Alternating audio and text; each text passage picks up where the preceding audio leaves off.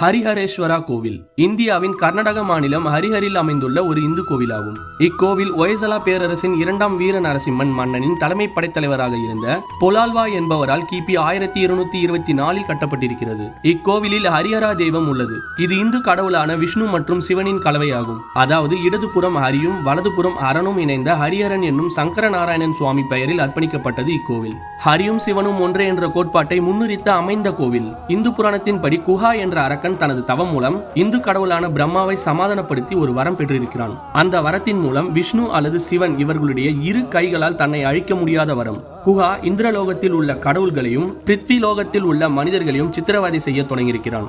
அவனுடைய அழிவை தாங்குவது அனைவருக்கும் கடினமாகிவிட்டது. சிவனும் ஹரியும் தாங்களாகவே அவனை அழிக்க முடியாததால் குஹனை அழிக்க இருவரும் ஒன்றுபட்டு ஹரிஹரராக அவதாரம் எடுக்க வேண்டியதாயிற்று. ஹரித்ரா மற்றும் துங்கபத்ரா நதிகள் சந்திக்கும் கூடலூருக்கு அருகில் இந்த அவதாரம் நடந்ததாக கூறப்படுகிறது.